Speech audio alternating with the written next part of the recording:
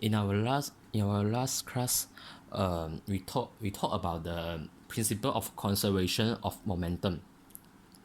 For this principle is useful for human being, as this principle can be applied in some application in our daily life in order to bring advantages to us. Okay. Oh, before our class start, I hope you already remember the formula for the 5 linear motion formula, because it's very useful and especially in exam. Okay, let's start with the application of the principle of conservation in the momentum. Okay, last time we talked about the three type of situation in the involving the principle of conservation of momentum. Now we learn about how the principle is applied in some appliances. Okay, first of all, we learn about the rocket. In the rocket, we use the principle of conservation of momentum during the launching of the rocket. Okay, the question if the exam asks about the launching of rocket, please something like please explain the launching of the rocket based on the principle of conservation of momentum. If the question asks like that, first of all, you need to this talk about the rocket carries liquid hydrogen and liquid oxygen. Okay, I let you have a look on the structure of the rocket. Okay, for the structure of a rocket, the liquid hydrogen is located at here, while the liquid of oxygen is located at here. Okay, during the combustion, the liquid hydrogen will mix together with the liquid oxygen, and they will enter into the combustion chamber when the rocket start launching. Okay, during when they enter into a combustion chamber, they will be combusted by the combustion chamber, and this causes the gases form expand rapidly, because we learn about that when the gas is exposed to heat, the gas will expand. Just like this situation is also the similar situation. When the gas is heated, the product between the liquid hydrogen and liquid oxygen, the gas formed between them, the product of them will expand rapidly and are forced to discharge through the exhaust nozzle at a high velocity, because the exhaust nozzle is only a small hole. So the gas form are forced to pass through the small hole, and when the gas form are in a large amount and they are forced to enter a small place like that, just like the exhaust nozzle. Or in this situation, they will be forced to discharge at a very high velocity. When this occurs, a backward momentum is created by the discharge of the gases. So the backward momentum will push the rocket upward and provide a thrust for the rocket to launch. This is the whole situation for the explanation for launching of the rocket. And in this situation, we told that we call this situation as explosion. When this combustion chamber starts to combust the liquid mixture of liquid hydrogen and liquid oxygen, and the gas is released at a sudden, and this will provide a sudden backward momentum for them, because for the rocket, because the nozzle is very small. We will when if the nozzle, the design for a rocket is like that, the nozzle must be small in order for to provide a higher velocity for launching. If the nozzle is as large like that, the velocity of the gases discharge will be much slower, and this causes the backward momentum to become smaller, and the rocket is become harder to be launched. So that is how the rocket should be designed like that, in order to launch properly and launch efficiently. Okay, for this type of question, I according to my experience, the exam seldom ask about this part. If a question asks, also need to you also request you to design, just like designing the rocket to be launched efficiently.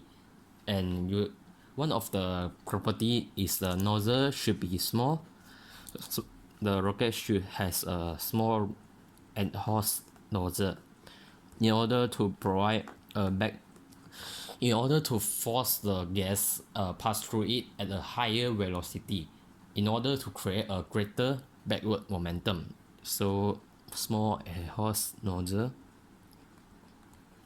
Okay, just like that. And let's talk about the jet engine. The jet engine also apply the principle of conservation of momentum. Okay, for the jet engine is the air from the atmosphere is drawn into the engine and compressed by a compressor first. Just that means when the jet engine start, the air from the surrounding will be drawn inside the engine and compressed by a compressor. The compressor is located at here, and the air will go inside through the hole at here and enter into a compressor. When the gas in the atmosphere enter into the compressor, definitely the gas will be compressed and forced into a combustion chamber at a high pressure. Because when the gas is compressed, that means the gas particle the spaces between the gas particle becomes smaller, and this causes a higher pressure gas will be forced into the combustion chamber under will be forced into the combustion chamber. Okay, in the combustion chamber, kerosene fuel burns vigorously with the compressed air. In the combustion chamber, it contains the kerosene. Kerosene is one of the fuel for the jet engine. Is the most suitable fuel for the jet engine. And the jet engine is filled with combustion. Jet engine combustion chamber is located at here. Combustion chamber, and the kerosene is filled in the combustion chamber. When the gas enter and being compressed and then pass through the compression chamber, and when the gases pass through the combustion chamber under the high pressure, the kerosene fuel will burn vigorously with the compressed air. Then the hot gases will be formed and will expand rapidly, just like the situation as the launching of the rocket will expand rapidly, and also are forced out of the nozzle at a high speed. The nozzle of the jet engine also as small as the rocket, in order to provide to force out the air, to ensure the air goes out of the jet engine at a high velocity. Is same as the same concept as the rocket. Okay, and when the hot gases are forced out of the nozzle at a high speed, and they will pass through the turbine. The only one difference is with difference between a jet engine and a rocket is the rocket does not have turbine, because the gas only being forced out at the exhaust nozzle at the behind the rocket, and it will directly provide a backward momentum. But in the jet engine, the gases will turn the turbine. When it pass through the turbine located just near the exhaust nozzle. When it passes through the turbine, it will rotate. It will rotate the compressor. Then the ejected high-speed exhaust gases will create a backward momentum also.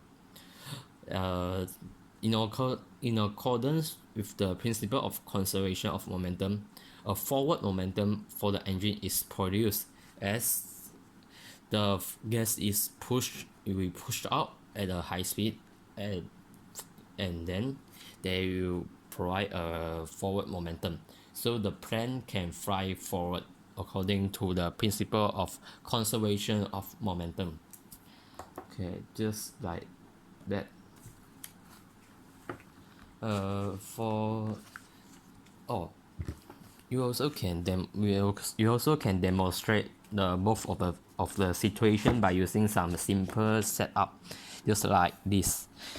For the rocket, I think it's simple to do because you just need plastic bottle, bicycle pump, rubber stopper, rubber stand, and then you pump the air inside here, and the air will you enter into this empty space and force and exert a pressure at here at the surface of water. Then after some times the air pressure inside here will become high, extremely high, and the water, it will eventually force out and it will provide a forward momentum, just like the launching of a rocket is like that. But we just don't need to burn any fuel in this situation. For this jet engine is also like that. But the setup is completely different. We just use a weight and a thread, and when we cut the thread, just like we cut the thread, and the weight will be thrown backward, and this will provide a forward momentum, and will provide a forward motion, forward thrust, because due to the backward momentum is produced, the backward momentum will causes the jet and causes this trolley to move forward. Why we say the forward motion and forward motion. Okay. And now we are entering into the force, into 2.6, the force. And I saw you have done the exercise for this. That is good. Okay, later I will discuss with you. Okay, we enter into the 2.6 force. First of all, we need to introduce the force. A force is a push or pull acts on an object. That means when we talk about the force, there are only two directions. There is forward. No, we can't say forward. There is either pull or push. Just like you pull something, no, you push something, and then you pull something. Only these two action in the force. Every force exerted on an object is involving the pull or the push action only.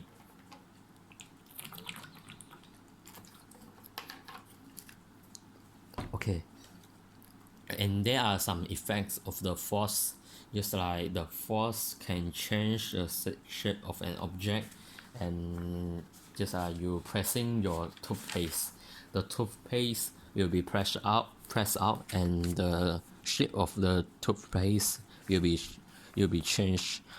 Then, and just like this spring, when you when you push inside or you pull the string, the shape of the spring, the length of the spring will be changed. Or you bend the ruler, just like this situation. Okay, after that, the force can change original state of motion, just like stationary to moving, or moving to stationary, or even change the direction of a moving object. Just like you push a car, is changing the motion of the car from stationary into moving. when you or from for an example of moving to stationary is exerted brake. When you brake, when you riding a bicycle and you brake, and then that force, that frictional force exerted on the tire of a bicycle, you stop, you provide a frictional force and between the road surface and the tire, and causes the bicycle to stop, and that is changing the motion of a bicycle from moving to stationary. For the to change the direction of the of a moving object, just like when you're playing the badminton or playing playing tennis, when the shuttlecock hit your okay, just like that. Okay, when you, and there are all the effects of the of the effect of the force. Okay, then uh we talk about the forces acting on an object. Okay, we will talk about the balance forces in equilibrium. The forces on an object are say in balance when the net force is zero. That means the force, that means the net force is force minus frictional force, and that will equal the net force acting on the object. Or we can say when one object is on the table or on the floor, the force to the left, to the right, is equal to the force to the left, and that we say the net force is zero. Just like for this is 10 Newton to the right and 10 Newton to the left. So force is 10 Newton minus 10 Newton, so the net force is say to be 0, and the force are in balance. Okay, in two situations we can say the force are balanced. Okay, one is the object is at stationary, so the object is completely stopped and does not move. So, and we say that the force are in balance because in this situation, just like that, when you move, when you have 10 Newton to the right, and then another force, just like you play with your friend, you push these boxes to the right, and then a friend is against you, pushing to the another opposite direction of you, then both of you exerted a same amount of force, then the box will remain at the stationary. That is easy to understand. And then sometimes an object moving with constant velocity also can be say the force is in equilibrium, just like the aeroplane aeroplane just assume this is aeroplane because I'm not I don't know, really don't know how to draw a perfect aeroplane. Okay, this is assume this is a aeroplane, and the aeroplane, the thrust force of the engine of the aeroplane is about 1000 Newton, and the air resistance is about also 1000 Newton. But in this situation, the aeroplane can also fly move forward at with a constant velocity. It is different with this situation. The aeroplane can also move with the constant velocity because the thrust, although the net force is zero, but the aeroplane can also move. Just when the net force is zero, that means the aeroplane will not be accelerated. The aeroplane will remain at the constant velocity. When this thrust become 1100 Newton, exceeded the air resistance, then the aeroplane will be accelerate about just an example, 1 meter per second, like just like that.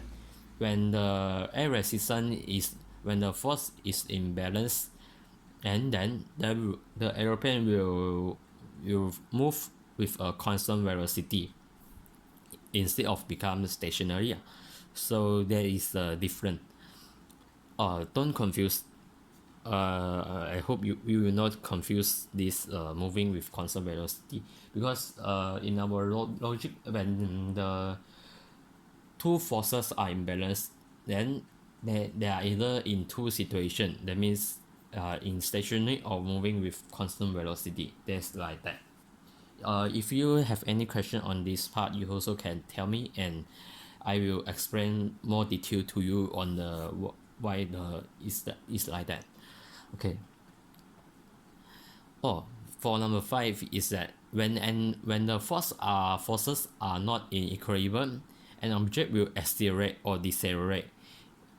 Just like when the just like just now, I talked about the when the thrust force is 1100 Newton exceeded the axis as overcome the air resistance, then the aeroplane will accelerate. The aeroplane will move faster. If this become 900 Newton, let's say, and then the air resistance is much greater than the thrust of the aeroplane, and then the aeroplane will start to decelerate. That is the concept. And then we say that the forces are not in equilibrium, and then the moving of the boxes is when you about 20 Newton, and then this box will start to move to the right side with the constant acceleration. Remember, there will always be the constant acceleration instead of the constant velocity, because when we say the constant velocity, the forces are in equilibrium. So the box, if this 20 Newton is much greater than the 10 Newton, the box will move with the constant acceleration. That means the box will move faster and faster eventually. Okay. For the relationship between acceleration, mass, and force, this can be considered as the Newton's second law of motion. The Newton's first law of motion is the inertia, and the Newton's second law of motion is the relationship between these three physical quantities. So there is the other name for this relationship, and we give the name as the name after the Sir Newton, and this is the Newton's second law. Okay. The Newton's second law said that the acceleration is directly proportional to force when the mass is kept constant. That means the acceleration is directly proportional to force when the mass is kept constant. That means the mass is kept constant with a constant mass as in every experiment or every trial. Okay. For the second one, the Newton's second law also said that the acceleration will be inversely proportional to the mass when the force is kept constant. That means when the force are act as a constant variable, and the mass is the manipulated variable, the acceleration will increase inversely proportional to the mass. That means, based on these two relationships, that means when force increases, acceleration will increases. When mass increases, acceleration will decreases. There is a difference. Okay. Vice versa, and when the force decreases, the acceleration decreases, and mass decreases, acceleration increases. There is a difference between directly proportional and inversely proportional, and I hope you can understand this relationship. And from this relationship, we can come up with one formula, that is force equal to mass multiplied with acceleration. This formula are used widely in the calculation of the part of the force. Okay, I hope you can master it as soon as possible. Okay, let's look at the for this. I hope you still remember the relationship between the graph that I in when our class start in the February I told you to memorize this and test in the class for several times and almost every time. Okay, I hope you still remember the relationship. I hope and you know how to describe this graph. Okay, when we look at this graph, that means when we need to require to describe a relationship is the acceleration. That means wait for a while. That means the acceleration a is directly proportional to f. That f is represent force and a is represent acceleration. Okay, for the other one is 1 over m. When in this situation we say that the acceleration is inversely proportional. Wait for a while, it's something blur. Okay, inversely proportional